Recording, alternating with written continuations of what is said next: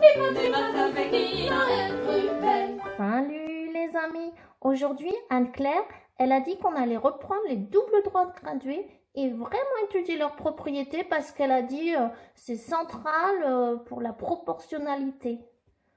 Oh, intéressant ça! Bah oui, je sais pas, on avait dit proportion, fraction, alors... Oh bah ouais, c'est vrai. Bon allez, on va voir. Allez, à tout à l'heure! Et oui, et commençons par nous rappeler comment nous avons utilisé les doubles droits gradués pour visualiser des fractions équivalentes.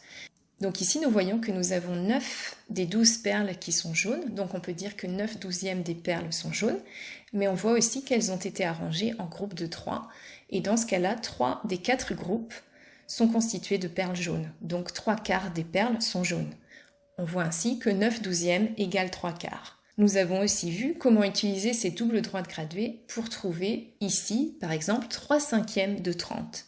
On voit en effet qu'ici, 3 cinquièmes du grand rectangle, qui va donc de la barre des zéros à la barre joignant le 5 et le 30, sont colorés en vert. Donc la question, c'est quel est le nombre aligné avec le 3 verticalement, donc sur la droite du haut. C'est-à-dire si le grand rectangle vaut 30, que vaut le rectangle vert qui est 3 cinquièmes du grand rectangle. Donc pour trouver ça, nous divisons d'abord 30 par 5 pour trouver la valeur de la première graduation sur la droite du haut. Nous trouvons que c'est 6. Et pour trouver la valeur de la troisième graduation, nous multiplions notre 6 par 3, ce qui nous donne 18.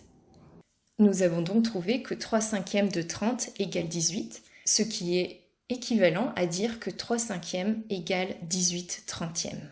Nous aurions pu bien sûr aussi trouver quel est le facteur multiplicatif entre la droite du bas et la droite du haut.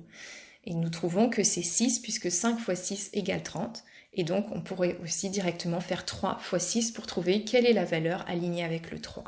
Si maintenant nous écrivons toutes les fractions équivalentes à 3 cinquièmes en multipliant à la fois le numérateur et le dénominateur par 2 puis par 3, etc., nous trouvons que 3 cinquièmes égale 6 dixièmes, égale 9 quinzièmes, égale 12 vingtièmes, etc.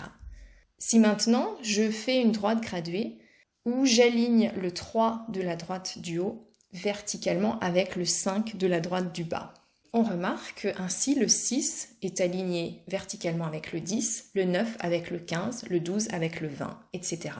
Donc nous voyons ici que les couples de valeurs alignés verticalement sur cette droite graduée sont tous dans le même rapport, c'est-à-dire que 3 égale 3 cinquièmes de 5, 6 égale 3 cinquièmes de 10, 9 égale 3 cinquièmes de 15, 12 égale 3 cinquièmes de 20, etc. Nous trouvons donc que pour passer des valeurs de la droite du bas aux valeurs alignées verticalement avec celle-ci sur la droite du haut, nous devons multiplier par 3 cinquièmes. Et notons aussi les relations de multiplication que l'on retrouve horizontalement à la fois en haut et en bas. Ces relations multiplicatives à la fois horizontales et verticales sont au cœur des relations de proportionnalité que nous allons étudier en détail dans les prochaines vidéos en reprenant les exemples donnés dans la vidéo précédente. Ouais, en fait, c'est assez fascinant quand même les doubles droits gradués, hein. Oh ouais, moi j'adore. Il y a à la fois des multiplications verticales, ouais, et puis des multiplications horizontales. Ouais, vive la complémentarité. Bah ouais. Les maths, les maths, les maths, les maths avec Ina Ruben.